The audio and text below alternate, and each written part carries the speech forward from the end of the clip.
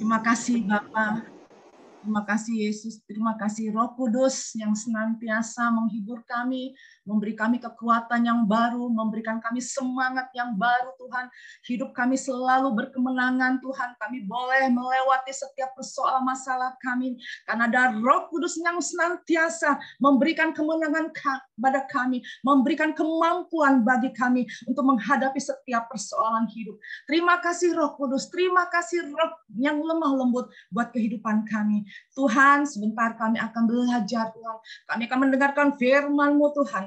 Urapi hamba-Mu Tuhan, Yesus, pakai lidah bibir hamba-Mu menjadi pipa corong berkat buat kami semua. Gereja api kemuliaannya. Tuhan, mari perlengkapi jemaat-Mu Tuhan. Menjadi lebih lagi dewasa, menjadi lebih lagi mengenal kebenaran firman-Mu melalui pagi menjelang siang hari ini.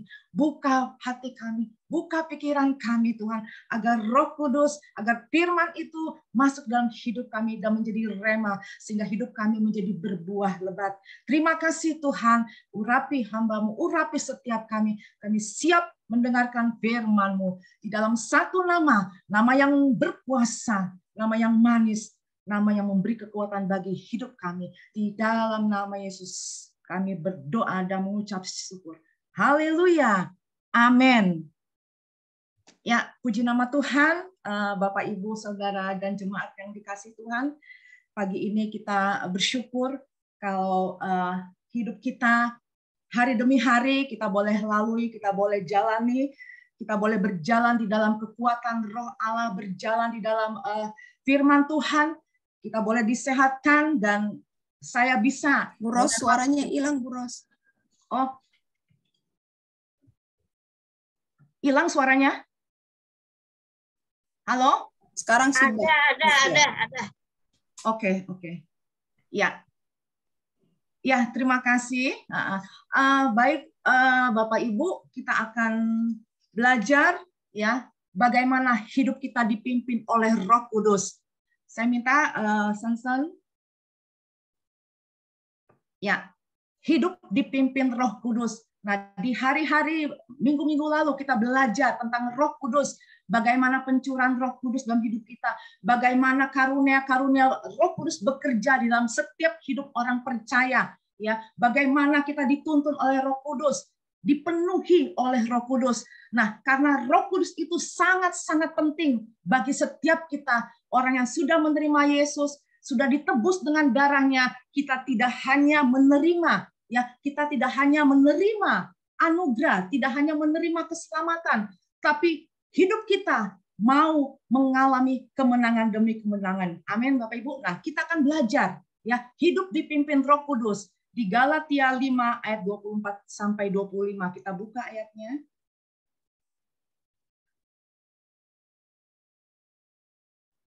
Ya. Galatia 5 ayat 24 dan 25, demikian firman Tuhan. Barang siapa menjadi milik Kristus Yesus, ia telah menyalibkan daging dengan segala hawa nafsu dan keinginannya. Jikalau kita hidup oleh Roh, baiklah hidup kita juga dipimpin oleh Roh. Puji nama Tuhan. Ya, jadi kita adalah orang-orang yang sudah menjadi milik Yesus Kristus. Amin. Bukan lagi milik dunia ini, bukan lagi milik si jahat, ya, bukan lagi milik iblis, bukan lagi milik dikuasai oleh dosa lagi. Kita sudah dimerdekakan, ya. Kalau kita bersyukur selama 77 tahun ini kita sudah diberikan kemerdekaan Indonesia, ya, merdeka selama 77 tahun, ya. Nah, demikian setiap kita sudah dimerdekakan, tidak lagi di bawah kutuk dosa, tetapi sudah dimerdekakan. Oleh karena itu kita menjadi milik Kristus Yesus. Kita memiliki identitas sebagai milik Kristus Yesus. Nah, tetapi ya, barang siapa menjadi milik Kristus Yesus, ya, tidak hanya sekedar memiliki Yesus, saya anak Allah, saya anak Tuhan. Tidak berupa slogan demikian, tidak begitu gampang kita mengatakan bahwa kita milik Yesus kalau tidak menyalibkan daging. Amin. Nah, jadi di sini ditekankan ya, barang siapa menjadi milik Kristus Yesus, Ia telah menyalibkan daging dengan segala hawa nafsu dan keinginannya. Jikalau kita hidup oleh Roh, baiklah hidup kita juga dipimpin oleh Roh. Nah, Bapak Ibu Saudara, Roh Kudus itu menuntun di dalam segala kebenaran, ya.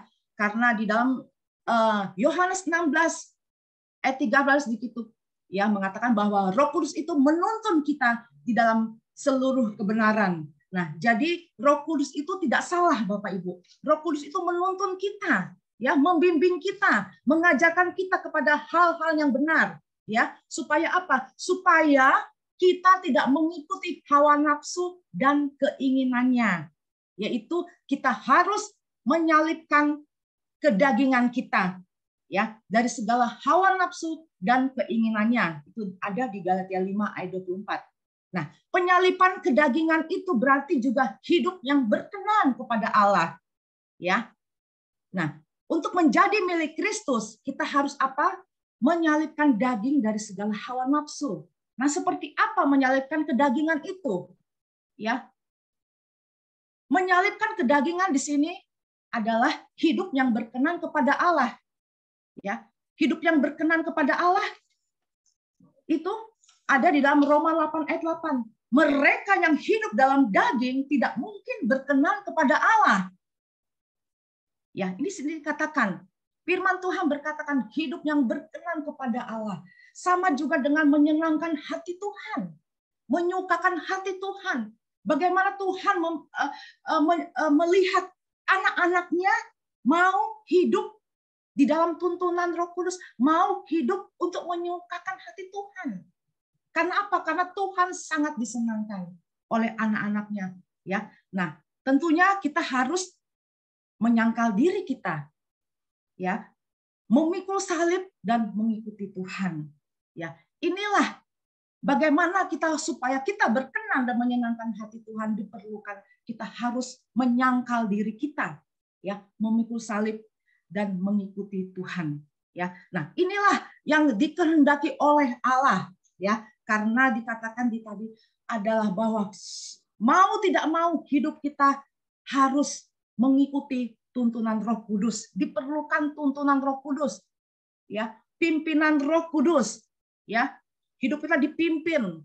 Roh Kudus itu memimpin hidup kita sebagai lead, ya. Bahasa Inggrisnya lead, ya, memimpin hidup kita, menuntun kita, membawa kita kepada yang benar, dari yang salah, dari yang berdosa, ya, melakukan, menyalibkan kedagingan kita, supaya apa? Supaya kita boleh dipimpin oleh Roh Kudus, ya. Nah, itulah Roh Kudus itu yang akan memimpin di dalam kehidupan Bapak Ibu Saudara.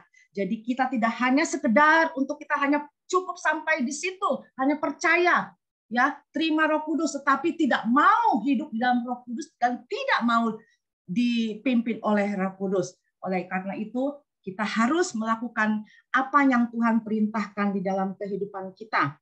Nah, seseorang yang sudah dewasa rohani tidak lagi menurut apa? Menurut keinginan dagingnya. Dia sudah menyalibkan kedagingannya. Inilah orang yang disebut dewasa secara rohani, ya. Tidak lagi mengikuti kebiasaan lamanya, tidak lagi hidup di bawah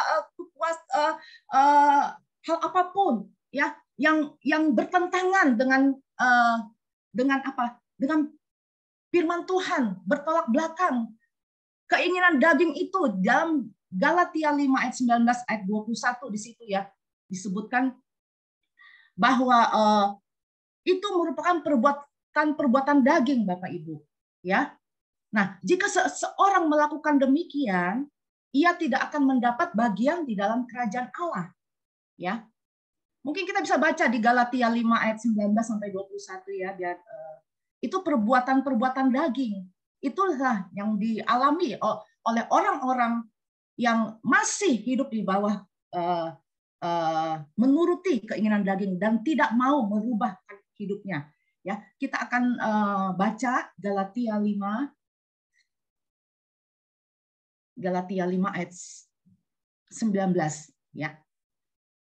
Mungkin Ibu Popi bisa baca, Ibu Popi. Galatia 5 ayat 19. Ya. sampai 21. Perbuatan daging telah nyata, yaitu percabulan, kecemaran, hawa nafsu, penyembahan berhala, sihir, perseteruan, perselisihan, iri hati, amarah, kepentingan diri sendiri, percideraan, roh pemecah, kedengkian, kemabukan, pesta pora, dan sebagainya. Terhadap semuanya itu kuperingatkan kamu, seperti yang telah kubuat dahulu, bahwa barang siapa melakukan hal-hal yang demikian, ia tidak akan mendapat bagian dalam kerajaan Allah. Ya, di situ dikatakan, sungguh ya Bapak Ibu ya, kalau orang melakukan hal-hal ini, ya artinya dia tidak mau menyalibkan kedagingan. Nah inilah, apabila orang yang melakukan hal demikian, artinya ia tidak mendapat bagian dalam kerajaan Allah. Ya, nah ini firman Tuhan, bukan karena kata saya. Firman Tuhan mengatakan begitu. Jadi kita harus ingat, ya perbuatan daging, mabuk, pesta pora, dan segala sesuatunya, masih suka dengki, amarah, ya, suka berselisih, ya, tidak suka berdamai juga, iri hati, ya, kepentingan diri sendiri, egosentris. Nah, itu hal-hal perbuatan daging. Oleh karena itu kita harus menyalibkan hal-hal tersebut, menyalibkan kedagingan kita, ya. Amin. Nah, setelah itu, ya, jika seorang belum bersedia meninggalkan seluruh gaya hidup manusia lamanya, ya, yaitu masih mengikuti keinginan-keinginan dari kehendaknya sendiri yang sudah kita baca di Galatia 5 ayat 19 sampai 21 tersebut, ya. Nah, dengan segala hawa nafsunya, maka ia belumlah menjadi milik Kristus. Ya, tadi dikatakan, ya, barang siapa menjadi milik Kristus, ia telah menyalibkan daging. Ya, nah, oleh karena itu, Bapak Ibu, kita, ya, sangatlah penting agar seseorang bagaimana supaya menjadi dewasa rohani. Dia harus meninggalkan sifat-sifat kedagingannya. Dia harus meninggalkan sifat-sifat lamanya. Ya, untuk apa? Untuk masuk, ya, untuk mau hidup di dalam pimpinan Roh Kudus. Ya, jikalau kita hidup oleh Roh, baiklah hidup kita juga dipimpin oleh Roh, sebagaimana di Galatia 5 ayat 25. Slide berikutnya, San. Nah, mengapa kita harus dipimpin Roh Kudus? Ya, tatkala seseorang menerima Yesus, ya, dia masuk di dalam kehidupan yang baru, hidup dalam Roh. Nah, tidak hanya sampai hidup dalam Roh, ya, tetapi apa? Dia harus dipimpin oleh Roh Kudus. Nah, di sini dikatakan bahwa mengapa harus dipimpin oleh Roh Kudus? Ya, Tuhan mau, pertama, Tuhan mau berperan turut serta dalam kehidupan kita, ya. Tuhan punya akses, ya, terlibat, berinteraksi jika seorang mengizinkan ke dalam kehidupan seorang. Kita akan buka di Wahyu 3 ayat 20. Wahyu 3 ayat 20, di sini saya kurang ayat ya Bapak Ibu ya. Lupa saya mencantumkan ayat. Wahyu 3 ayat 20 dikatakan demikian firman Tuhan. Lihatlah aku berdiri di muka pintu dan mengetuk. Jikalau ada orang yang mendengar suaraku dan membuka pintu, aku akan masuk mendapatkannya. Nah, aku akan masuk. Ada akses. Ada pintu, akses. Tuhan masuk. Ya, kalau apa? Kalau dia mengetuk, kita membuka, itu ada akses. Ya, nah, kalau Tuhan mengetuk pintu kita, hati kita terbuka, maka kita izinkan Yesus hadir dalam hidup kita. Ada akses, membukakan pintu, aku akan masuk mendapatkannya, dan aku makan bersama-sama dengan dia, dan ia bersama-sama dengan aku. Wow, puji Tuhan. Ya, bagaimana seorang Tuhan kita Yesus Kristus, Tuhan yang agung, masuk ke dalam hidup kita. Ya, kita membuka pintu. Ya, tatkala kita ada seorang Presiden Jokowi misalnya yang tiba-tiba mengetuk pintu rumah kita, ya, yang tidak tahu, ya, kita yang tidak kita duga ya sebelumnya ya, tiba-tiba mengetuk, kita akan terkaget, ketok-ketok gitu, tapi ketok-ketoknya itu luar biasa, kayak ada urapan gitu loh. Nah, saat itu kita membuka siapa gerangan. Tiba-tiba Bapak Presiden kita, Jokowi, masuk. Nah, bagaimana Bapak Ibu? Senang tidak? Senang. Dia masuk. Dia mau mendengar keluhan kita, mendengarkan keluhan rakyatnya, mendengarkan hal apapun ya persoalan di negeri ini. Dia akan masuk. Apa menjadi persoalan rakyat ini? Bagaimana jalan keluar? Apa yang harus pemerintah lakukan? Nah, demikian. Itu saja manusia, tamu kita. Mungkin tamu kita terhormat, saudara kita yang luar biasa. Tetapi inilah Tuhan kita luar biasa, tamu agung kita. Ya, nah itu sungguh kita bangga memiliki Allah ya, memiliki Yesus. Ya, dia begitu setia menunggu kita kapan membukakan pintu hati kita untuk undang Yesus masuk dalam hati kita. Nah, jika kita sudah membuka, dia punya akses Bapak dan Ibu ya. Nah, sehingga apa? Dia akan makan bersama-sama. Ya, artinya apa? Segala sesuatu, ya. Jika dikatakan juga di Yohanes 15 ayat 14, tinggallah di dalam aku dan aku di dalam kamu. Ini firman Tuhan. Kita menunggal dengan Tuhan. Ya, ada relasi, relationship, ada hubungan ya antar seorang bapak dengan anaknya begitu dekat. Nah, inilah bagaimana kita mau dipimpin oleh Roh Kudus. Kita tahu Tuhan itu mau berperan. Dia tahu bahwa kita tidak mampu untuk kita melakukan perbuatan-perbuatan kita, segala perkara di dalam kehidupan di bumi ini. Tuhan datang ya menolong kita. Izinkan Tuhan masuk dalam kehidupan saudara dan saya. Ya, jadi tidak hanya sekedar gitu, tapi mau mendengar, peka akan suara Tuhan, dan dia mau mendengar di dalam setiap perkara yang kita alami. Nah, yang kedua, sebelum yang kedua tadi dikatakan bahwa Tuhan punya peran ya. Jadi artinya punya akses ya untuk berinteraksi ya dan makan bersama-sama. Nah, artinya sebagaimana juga tadi saya ucapkan Yohanes 15:4a ya, tinggal dalam aku dan aku dalam kamu. Artinya hidup kita seturut dengan jalan Tuhan. Jadi kita tidak lagi menurut jalan kita sendiri, ya, tidak lagi bersandar, tetapi apa? Bersandar kepada Tuhan, bukan bersandar lagi kepada kepentingan sendiri, bukan bersandar kepada orang lain, tetapi bersandar kepada Tuhan, mengikuti ajaran-ajaran Tuhan, keinginannya, programnya, agenda-agendanya Tuhan, rancangan Tuhan. Kita tahu rancangan Tuhan itu ada rancangan yang terbaik, Yeremia 29 ayat 11, ya. Nah, disinilah hubungan koneksi relasi kita dengan Tuhan. Masuk ke poin 2-nya. Nah, mengapa harus dipimpin Roh Kudus? Yang kedua adalah rancangan Tuhan tidak sama dengan rancangan manusia. Ya, jalannya Tuhan tidak sama dengan jalan kita. Itu ada Yesaya 55 ayat 8-9. Yang ketiga, Tuhan tahu jalan yang harus kita lalui untuk kita mencapai tujuan, keberhasilan. Nah, seringkali manusia tidak mengandalkan Tuhan. Seringkali manusia sok tahu. Seringkali manusia mampu. Saya tahu kok tujuan ke sana. Saya tahu tujuan ke Surabaya. Saya tahu jalan ke Bogor. Tetapi Tuhan tahu.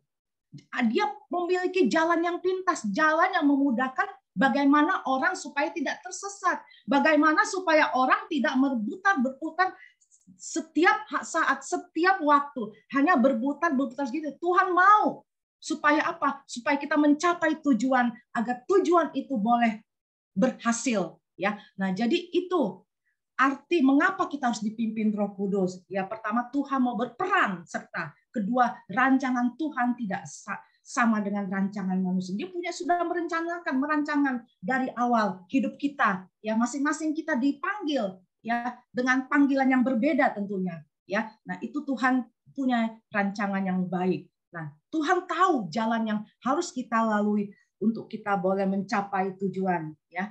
Amin. Nah, slide berikutnya. Nah, seringkali orang mau dipimpin Roh Kudus, tetapi kenapa mereka sulit sekali untuk mereka dipimpin oleh Roh Kudus.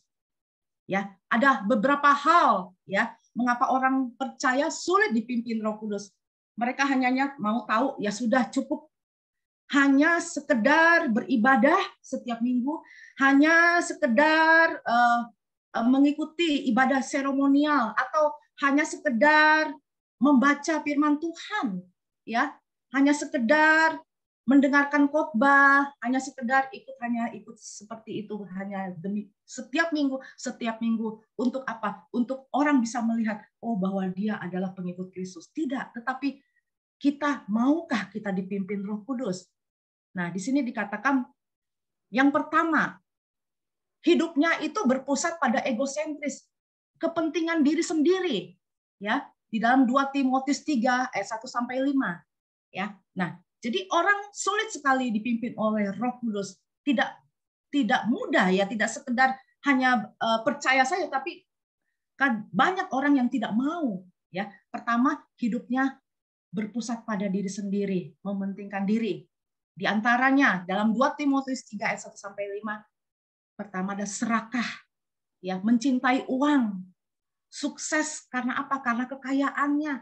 Oh, dia sukses karena studinya, karena kesarjanaannya, karena kemampuannya. Nah, ini orang yang suka serakah, mencintai uang, sukses karena kekayaan, ya, selalu berbicara tentang berkat, selalu berbicara tentang kedudukan, ya, berbicara tentang kekayaan, ya, tetapi tidak mau mendengarkan duduk di kaki Tuhan, tidak mau mendengarkan Tuhan, tidak mau melayani Tuhan, tetapi hidupnya setiap hari berbicara tentang bisnis, berbicara tentang kesuksesannya, ya.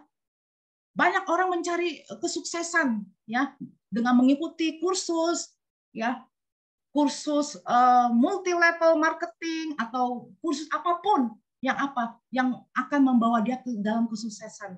Itu tidak salah, Bapak Ibu, tidak salah. Itu bisa-bisa saja.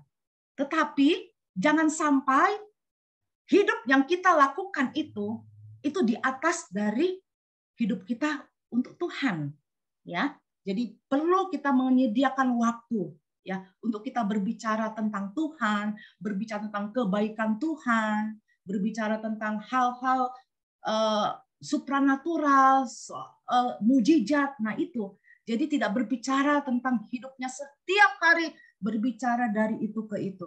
Nah, yang kedua ada sombong, ya, angkuh, merasa hebat, mampu. Nah, kita bisa mengoreksi diri kita. Apakah saya merasa mampu nih? Tanpa saya tidak ada apa-apanya. Tanpa saya itu acara itu akan buyar, akan bubar. Nah, ini adalah orang yang tidak mau dipimpin Roh Kudus. Ya, ini adalah fakta, ya. Fakta di dalam kehidupan kita, fakta dalam setiap orang, ya.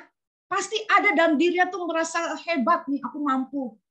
Saya tidak perlu bantuan Roh Kudus, saya tidak perlu, karena saya mampu, saya hebat kok. Nah, ini ciri orang yang belum dewasa rohani, ya, yang tidak mau dipimpin Roh Kudus. Nah, suka menghina, memfitnah, ya. Nah, orang yang suka menghina itu, ya, menjelekkan orang, memfitnah, mengumbar perkataan-perkataan yang menyakitkan orang, tidak menjadi berkat bagi orang. Nah, itu adalah orang yang tidak mau, yang sulit dipimpin Roh Kudus. Bagaimana dia mau dipimpin Roh Kudus sementara hidupnya hanya menghina, ya, menjatuhkan orang, menjelekkan orang. Banyak rumah tangga Kristen seperti itu. Salah satunya banyak, ya, menghina, bahkan juga menghina saudaranya, ya, tangganya. Nah, ini tidak menjadi contoh sebagai anak-anak Tuhan yang baik, ya. Jadi suka menghina, memfitnah, keras kepala, ya, berkhianat, tidak mau bekerja sama, ya, tidak mau bekerja sama, merasa independen, tidak mau tidak mau bergabung, tidak mau sepakat, tidak mau bersatu, ya, tidak mau adanya kerjasama, merasa dirinya dia sendiri, independen, tidak peduli dengan orang lain. Saya punya cara saya sendiri. Nah, ini adalah orang yang kepala batu, keras kepala. Nah, banyak orang seperti ini, ya, berkhianat, ya, menyimpang dari ketentuan, dari aturannya, dia menyimpang, nah itu berkhianat. Nah, kasar, nah orang yang kasar, garang, temperamennya cepat marah, emosi, meledak-ledak, jahat dan kejam. Nah, ini banyak orang Kristen masih melakukan perbuatan-perbuatan jahat, bahkan kejam, ya. Mungkin kejam kepada bawahannya, bahkan ada penyiksaan, ya. Bahkan cepat marah, tidak mau mendengar bawahannya. Dia cepat mengambil keputusan untuk dia melakukan perbuatan-perbuatan jahat. Nah, inilah orang yang sulit dipimpin Roh Kudus dan orang yang munafik, ya. Orang yang munafik, ya, kepura-puraan, ya. Dia menutup dirinya dengan topeng, ya. Sesungguhnya mereka adalah munafik, ya.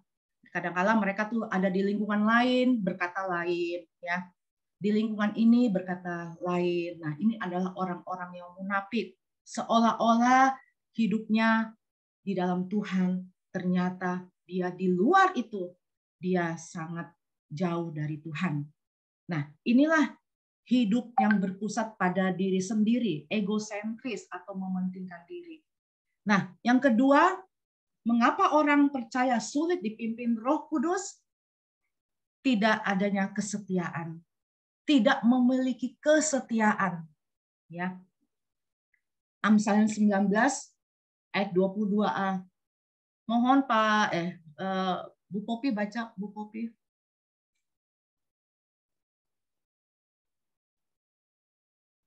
Amsal 19 ayat 22a. Amsal 19 ayat 23 ya? 22. 22a. Oke. Amsal 19 ayat 22a. Sifat yang diinginkan pada seseorang ialah kesetiaannya. Ya. Nah, ini kita harus memiliki kesetiaan. Arti kesetiaan memiliki keteguhan hati. Hatinya teguh, ya. Patuh. Nah, kata setia itu juga memiliki makna dapat dipercaya. Ya, setia dapat dipercaya. Taat menjalankan perintah. Dan orang percaya, orang yang mau percaya, ya, orang-orang yang menjadi kepercayaan, ya, di sini menjadikan kepercayaan Tuhan. Nah, Bapak Ibu senang ya kalau menjadi orang-orang kepercayaan Tuhan, senang tidak? Senang ya, saya senang. Kalau Tuhan sudah mempercayakan kita, ya, Dia akan memakai kita, memakai hidup Bapak Ibu Saudara, ya. Setia, dikatakan bahwa kita harus setia dalam perkara-perkara kecil, maka Tuhan akan memberikan kita perkara-perkara yang besar. Kalau kita tidak setia dalam perkara yang kecil, ya, kita tidak mau melayani, ya, mungkin melayani apapun itu, ya, dari perbuatan kita, mungkin tidak di tempat ibadah, tetapi perkara-perkara kecil mulai dari keluarga kita, ya.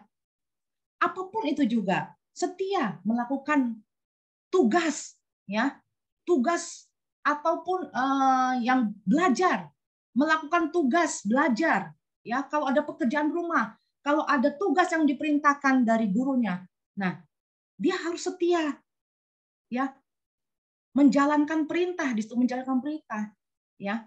Nah, kalau ini tidak dilakukan dari setia dalam perkara kecil, ya, bagaimana kita mau dipercayakan? Bagaimana kita mau dipimpin Roh Kudus sementara kita selalu tidak mau setia. Sementara itu kita harus patuh, ya. Keteguhan hati, teguh hatinya, tidak diombang-ambingkan, tidak diintimidasi, tidak dipengaruhi lingkungan. Nah, inilah merupakan orang-orang yang memiliki kesetiaan. Nah, dengan itu, kalau orang memiliki kesetiaan, maka dia gampang untuk dia dipimpin oleh Roh Kudus. Nah, yang ketiga, mengapa orang percaya sulit dipimpin Roh Kudus? Yang ketiga adalah tidak mau tunduk pada otoritas. Ya, Jadi kita baca Ibrani 13 ayat 17a. Silakan Bu Popi.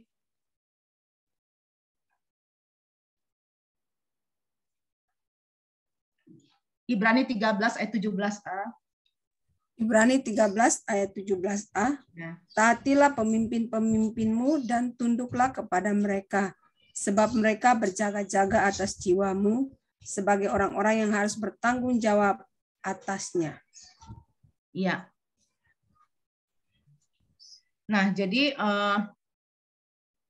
kita harus tunduk kepada otoritas. Selain kita bertunduk kepada otoritasnya Allah, kita juga harus tunduk ya untuk apa? Untuk menundukkan diri kita ya kepada pemimpin-pemimpin rohani kita. Amin, Bapak Ibu ya.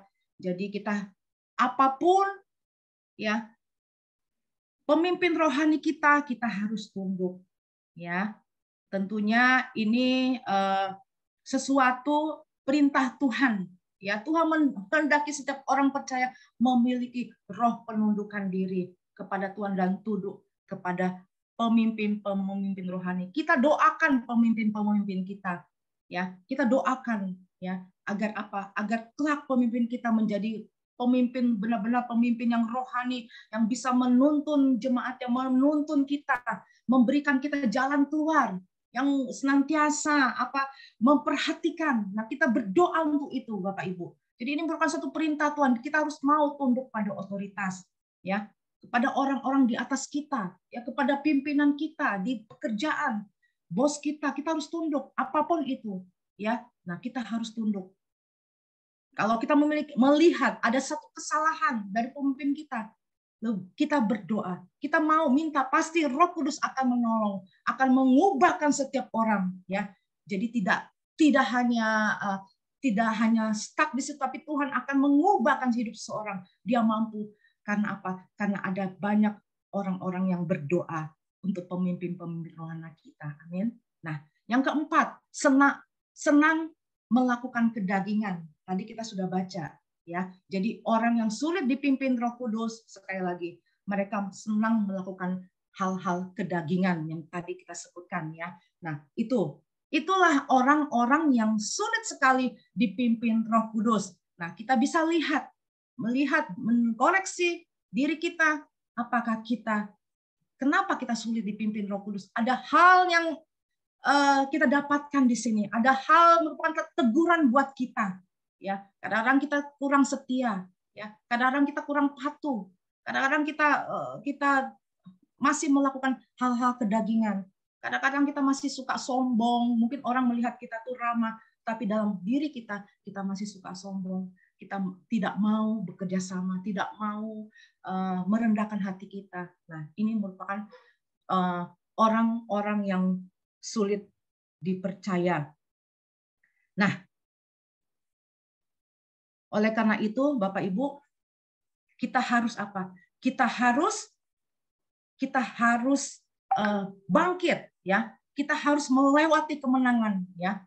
Ya, kita harus melewati. Kalau kita masih memiliki hal-hal seperti ini, ayo kita mulai membuka hati kita. Kita mulai melawan sifat-sifat kedagingan kita. Kita mulai minta kemenangan dari dalam kemenangan di dalam Kristus, ya. Karena apa? Kemenangan yang akan kita peroleh adalah kemenangan atas segala dosa kita, ya.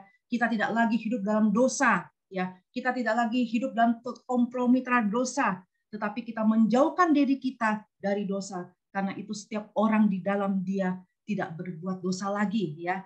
Oleh karena itu kita harus bangkit, kita harus lawan sifat-sifat kedagingan kita.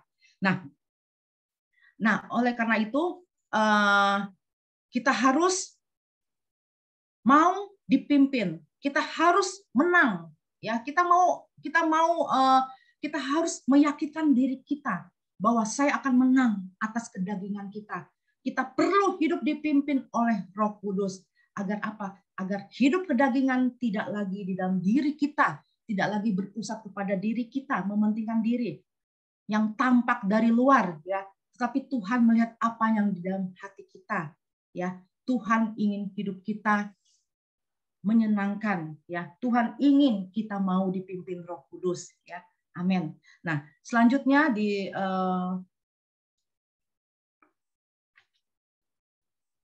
slide itu Bapak Ibu, kita akan masuk di dalam slide berikutnya. Silakan, Sen. Nah, di sini saya sebutkan bahwa ciri-ciri orang yang dipimpin oleh Roh Kudus. Ya, tadi dikatakan bahwa mengapa orang sulit dipimpin Roh Kudus. Nah, ciri-ciri orang yang dipimpin Roh Kudus ada 6, mungkin ada lebih dari ini, saya hanya 6. Orang yang senantiasa selalu bersyukur, ya, selalu bersyukur, ya. Apapun persoalan, masalah, kita selalu bersyukur, ya. Kita jangan melihat masalah kita jangan melihat persoalan kita, tetapi mari kita dengan pujian, kita dengan penyembahan kita dengan mengucap syukur kepada Tuhan bahwa Tuhan sanggup menyelesaikan setiap persoalanku. Kita selalu bersyukur, ya, selalu mengenang kebaikan Tuhan. Nah, yang ciri yang kedua adalah memiliki kasih karunia, ya. Itu ada di dalam kasih karunia 1 Korintus 13 ayat 1 sampai 13, nanti Bapak Ibu bisa baca. Nah, ada rasa haus dan lapar akan firman Tuhan, ya, haus dan lapar, ya, merasa tidak puas kalau tidak gemar membaca Alkitab, Bapak Ibu, ya. Kita bersyukur di gereja kita diadakannya gemar membaca Alkitab. Rasa-rasanya hampa kalau kita tidak membaca. Rasa-rasanya saat kita pergi kita lupa membaca Alkitab. Kayaknya ada sesuatu yang masih mengganjal. Oleh karena itu, kita harus merasa haus dan lapar akan firman Tuhan. Menggali firman Tuhan. Melakukan firman Tuhan. Jadi tidak hanya haus dan lapar, hanya sekedar membaca saja. Tetapi kita mau merenungkannya, melakukannya, ya, di dalam kehidupan kita. Ya, sebagaimana pernah bawakan oleh Bu Popi 3M, ya. Membaca, merenungkan, dan melakukannya. Nah, itu ada haus dan lapar akan firman Tuhan. Nah, yang keempat, menjauhi dari keinginan daging. Ya, ini menjauhi dari keinginan daging. Jadi yang tadi itu, ya, yang tadi adalah bagaimana orang sulit dipimpin Roh Kudus. Nah, sekarang lawannya menjauhi dari keinginan daging. Tidak lagi hidup dalam keinginan daging, tetapi dia hidup di dalam keinginan Roh, ya. Karena keinginan Roh itu bertentangan dengan keinginan daging. Ada pertentangan, ada dua kutub, ada dua arah yang bertentangan, tidak bisa bersatu, ya. Jadi kita harus menjauh, Bapak Ibu. Jangan kita mendekat. Sekali kita mendekat, kita akan terperosok. Oleh itu kita harus menjauhi dengan cara kita berdoa, minta tuntunan Roh Kudus untuk kita tidak mengikuti keinginan daging lagi. Nah, tidak gila hormat, ya, tidak gila hormat, tidak saling menantang dan mendengki, ya. Nah, ini. Jadi orang yang gila hormat merasa dia ingin dihormati, ya. Tidak saling menantang ataupun mendengki. Nah, inilah ciri-ciri orang yang dipimpin Roh Kudus. Yang keenam, hidup dengan iman, berani melangkah, tidak takut, ya. Jadi orang yang dipimpin Roh Kudus itu ia punya hati yang selalu berjalan dengan iman dan tidak ada ketakutan dan hidupnya karena Tuhan yang menuntun hidupnya, ya. Jadi orang yang berani melangkah, memulai sesuatu dengan iman. Nah, kadang-kala banyak orang yang tidak mau melangkah dengan iman. Sudah, kamu duluan gitu loh. Saya tidak berani, kamu duluan sebagai contoh. Nah, banyak orang seperti itu. Karena apa? Karena takut. Akibat yang dia lakukan, dia salah melangkah. Tetapi sesungguhnya dalam firman Tuhan, Yesaya 41 ayat 10 dikatakan di situ. Yesaya 41 ayat 10. Kita akan buka ya, Bapak Ibu ya, beberapa ayat. Yesaya 41 ayat 10. Ya. Yesaya 41 ayat 10 demikian firman Tuhan, janganlah takut sebab aku menyertai engkau, janganlah bimbang. Sebab aku ini Allahmu, aku akan meneguhkan, bahkan akan menolong engkau, aku akan memegang engkau dengan tangan kananmu yang membawa kepada kemenangan. Nah, ini firman Tuhan. Nah, kita tidak perlu takut, ya. Karena orang takut sama juga dengan orang yang sombong, ya. Kita nggak perlu takut.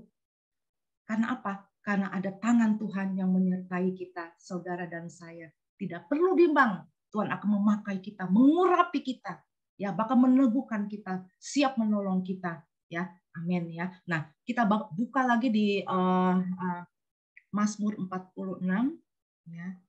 Jadi supaya Bapak Ibu, ini merupakan satu janji Tuhan, ya, untuk kita imani, ya. Mazmur 46 ayat 1, ya.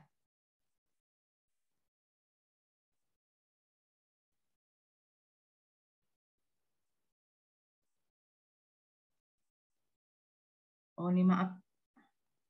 Ini mungkin. Nah, ini cerita waktu para dewa Babel ya tidak berdaya ya waktu itu ya. Jadi ini kisah di mana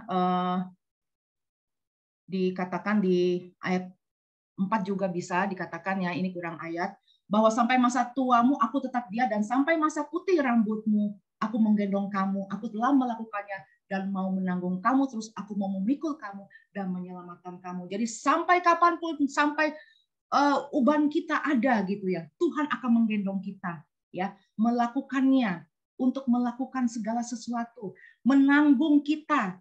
Aku mau memikul kamu dan menyelamatkan kamu. Jadi nanti ini kurang ayat, pas 46 ayat 1, 2 dan 4 ya. Nah, kita buka lagi di Matius 8 ya, sebentar. Matius 8 ayat 26 ya. Matius 8 ayat 26 dikatakan bahwa ia berkata kepada mereka, mengapa kamu takut, kamu yang kurang percaya? Lalu bangunlah Yesus menghardik angin. Waktu Yesus bersama dengan murid-muridnya ya di danau, mereka muridnya sangat-sangat ketakutan. Mengapa kamu harus takut? Oh, Yesaya 46 ayat. Iya, thank you Bu Indri. Yesaya 46 ayat 4 ya tadi ya, bukan Mazmur. Ya, Yesaya 46 ayat 4 ya. Tuh, bahwa Tuhan akan menggendong kamu ya. Nah, jadi itu dicoret, Mazmur 46 ayat 1 dan 2 diganti dengan Yesaya 46 ayat 4. Oke. Nah, di dalam Matius 8 ayat 26 ya, Tuhan berkata bahwa mengapa kamu harus takut? Kamu yang kurang percaya, murid-muridnya bersama dengan Yesus tapi masih takut. Nah, seperti kita ya. Kita sudah lama mengikut Tuhan. Kita sudah lama mengiring Tuhan, tapi ada hal-hal yang menakutkan diri kita ya, sehingga apa, sehingga kita kurang percaya, merasa Tuhan tidak ada, merasa Tuhan tidak menolong kita, padahal Tuhan ada selalu di samping kita. Amin. Nah, jadi inilah merupakan janji Tuhan, kita tidak perlu takut, kita harus berjalan dengan iman, harus berani melangkah, memulai sesuatu ya, tapi kita harus mendapatkan hikmat yang daripada Tuhan. Jadi sekali lagi, orang yang dipimpin Roh Kudus, ia punya hati yang selalu berjalan dengan iman, ya, dengan tidak ada ketakutan dalam hidupnya. Karena apa? Karena Tuhan yang menuntun di dalam kehidupannya. Nah, saya mau tambahkan saja bagaimana kadang-kadang kita memiliki persoalan yang hidup ya. Banyak persoalan yang berujung kepada ketidakpercayaan kita kepada Tuhan ya. Banyak sekali contoh, banyak di sekitar kita ya, banyak contoh di sekitar kita seperti bagaimana kita mau menang ya, bagaimana kita mau supaya hidup kita senantiasa dituntun oleh Roh Kudus. Bagaimana hidup kita menang atas persoalan hidup kita. Nah, oleh karena itu kita harus apa? Kita harus lebih daripada yang ada di dunia ini. Kita harus melawan sifat-sifat kedagingan kita yang tadi kita katakan. Jadi kita akan berhadapan dengan satu kenyataan yang tidak bisa kita hindari, yaitu bahwa hidup ini penuh dengan tantangan ya. Bapak Ibu mungkin punya persoalan, tantangan di mana kita akan selalu dihadapkan dengan persoalan demi persoalan dan pergumulan yang mungkin kadang kita membuat kita menjadi lemah dan putus asa ya.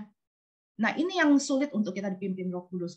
Nah, sulit untuk kita masuk di dalam area pimpinan Roh Kudus. Nah, iblis itu akan selalu berusaha. Nah, iblis itu ada di sekitar kita, Bapak Ibu ya. Dia siap untuk menghancurkan kehidupan kita, ya. Nah, contohnya dalam kisah Daniel ya. Kisah Daniel itu seorang buangan di negeri Babel, di mana yang dari sejak mudanya telah membuat komitmen untuk apa? Untuk menjaga kekudusan hidupnya di hadapan Tuhan, ya. Dia dipromosikan, Daniel dipromosikan secara luar biasa karir pekerjaannya, ya. Karena apa? Karena Allah menyertainya. Ya, karena Allah menuntun hidupnya, ya, membimbing dia, ya, membuat dia berhasil dalam pekerjaannya. Nah, tetapi karena di tengah situasi saat itu kelihatan yang sungguh-sungguh luar biasa, Bapak Ibu ya, ternyata Daniel itu harus berhadapan dengan apa? Dengan masalah. Banyak di sekitar dia yang merasa iri, cemburu karena Daniel dipakai Tuhan, ya, dan ketidaksuksesan dari pejabat-pejabat lain, ya. Mereka dengan cara licik, ya, akhirnya apa? Berhasil, ya, membuat Daniel dihukum dan dilemparkan ke gua singa, ya. Nah, demikian juga bagaimana seseorang itu berbuat baik, dia sudah berbuat baik dan benar, ya, tetapi bisa mengalami hal demikian, Bapak Ibu. Nah, itulah hidup yang kita harus jalani. Ya, kita tidak lepas dari ujian-ujian seperti itu.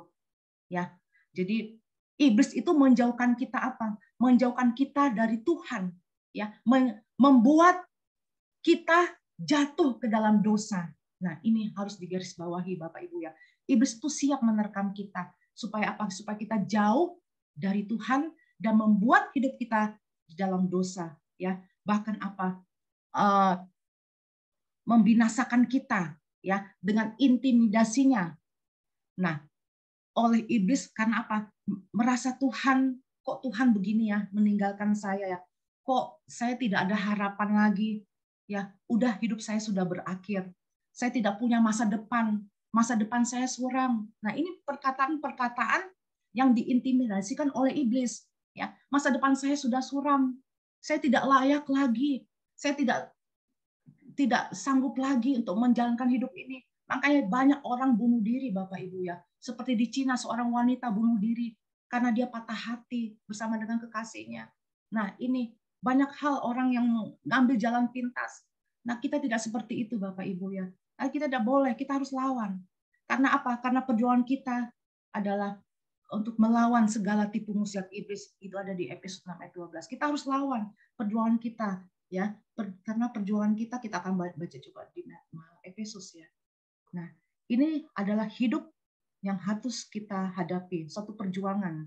Efesus 6 ayat ke-12. Ya. Karena perjuangan kita bukanlah melawan darah dan daging, tetapi melawan pemerintah-pemerintah, melawan penguasa-penguasa, melawan penghulu-penghulu di dunia ini yang gelap ini, melawan roh-roh jahat di udara. Jadi kita harus siap untuk kita melawan ya segala sesuatu, ya, melawan pemerintah, penguasa-penguasa dan penghulu dunia, roh-roh jahat. Nah, itu kita harus lawan, ya. Supaya apa? Supaya pikiran kita dibukakan, ya.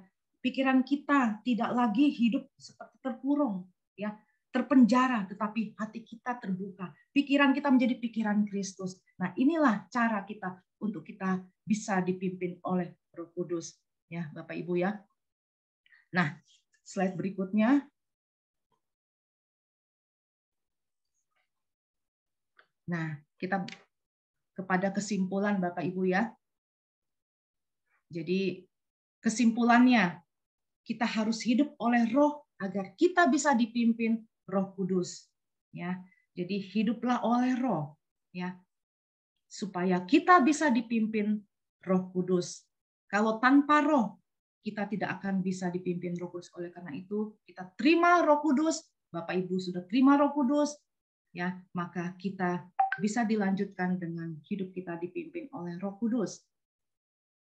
Nah, sebagai orang percaya kita harus dipimpin Roh Kudus agar apa? Agar menghasilkan keputusan yang tepat dan benar dan menyadari bahwa peranan Roh Kudus sangat penting sehingga kita harus menerimanya. Sungguh peranan Roh Kudus itu dalam setiap orang percaya sangat penting, ya. Kita jangan mendukakan Roh Kudus, tapi kita harus diberi tuntunan, diberi pimpinan. Apa kata Roh Kudus kita harus ikutin. Supaya apa? Supaya kita boleh menjadi hidup yang berkemenangan. Nah, dengan demikian hidup kita akan menjadi berkat dalam kemuliaan Tuhan yang dinyatakan dalam kehidupan kita. Nah, ini merupakan satu kesimpulan buat kita. Jadi di dalam hari-hari terakhir ini kita belajar tentang Roh Kudus, karena Roh Kudus adalah pribadi Allah, Tritunggal.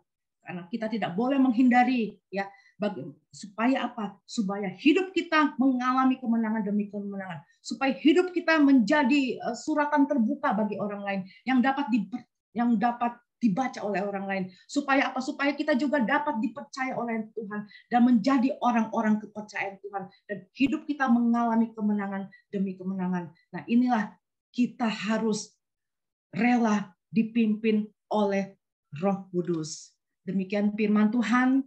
Tuhan Yesus memberkati kita semuanya. Amin.